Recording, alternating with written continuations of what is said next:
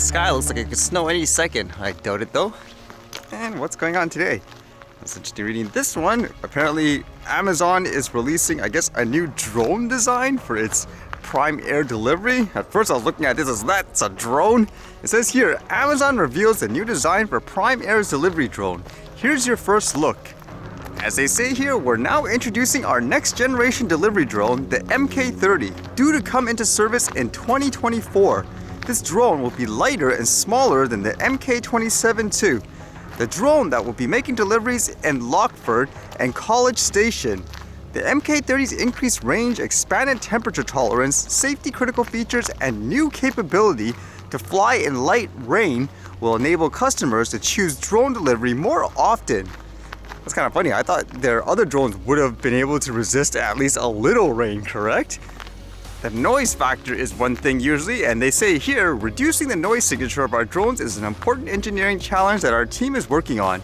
Our drones fly hundreds of feet in the air, well above people and structures.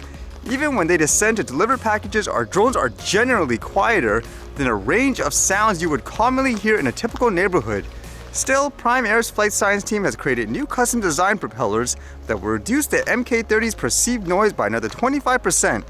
Interesting they make this point too, which I've often said. It says, while it's impossible to eliminate all risk from flying, we have taken a proven aerospace approach to design safety into our system.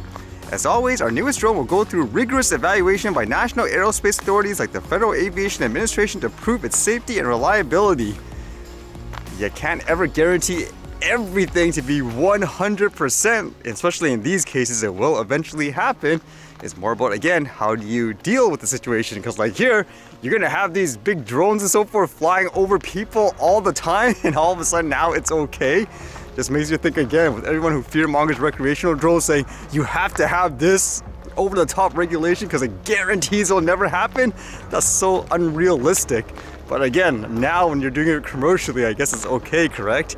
So it's good to see innovation, but just the hypocrisy and so forth is so contradicting. And this was kind of interesting too, because I recently read a lot of news where people were saying, for example, Russia is using drones from Iran and so forth, so you should ban them. Anybody supplying them equipment in any way should be, I guess, boycotted or whatever, sanctioned. But this one's kind of interesting. This one says, made in Iran, Russian drones have American-Canadian parts. Russia's use of military drones in Ukraine has highlighted the ready availability of the low-cost weapons and their growing use in conflicts. Quebec-based Bombardier Recreational Products has expressed surprise that engines made by Rotax, its Austrian subsidiary, were reportedly found in an Iranian-made drone shot down in Ukraine. And they say they determined this because for some wreckage pictures that have been shown online with the drones, it has the company's logos and stuff on it. It says BRP spokeswoman Belana Nasheva said in a statement November 4th that the company had not supplied engines to Iran since 2019 and that none will be sold moving forward. She suggested that Iran might have used counterfeit engines or stolen them. So with that claim that it's old or it's counterfeit, it says here, but United States-funded Radio Free Europe has reported that Madabal, Iranian distributor for Rotax engines, was advertising sales and repair services as recently as December 2020. RFE said one camera in the shut-down Mohajar 6 was produced by Hong Kong-based RunCam Technology, which has two authorized Iranian dealers. Isn't RunCam used for some of those FPV drone videos that I've seen before too? Or am I thinking of another company? It says another camera resembled a model produced by Sierra Olympic Technologies based in the US state of Oregon. So it seems like there's no way to, I guess, avoid this. It seems like everyone's supplying materials in some way. It's kind of crazy when you think about it in that case. And then I saw this today, which apparently is spreading everywhere. There's recently been this, I guess, inquiry as to whether or not the government was right this year to invoke the Emergencies Act, which was meant more for things like war, for example, saying the people protesting, the truckers and so forth, they're a national security threat and all that. So this was supposed to determine, is that true? Did you guys exhaust all options? Well, on this one, apparently there's this lawyer, I guess he's for the side that's trying to imply, yes, it was needed. His name is Gabriel Poliquin. And during questioning, he just randomly collapsed, it seemed like, or fainted. And yeah, everyone's wondering, wow, what's going on there, huh? You can see it here. It just kind of happened just like that. 300 commercial CMV, that's commercial vehicles. Yes.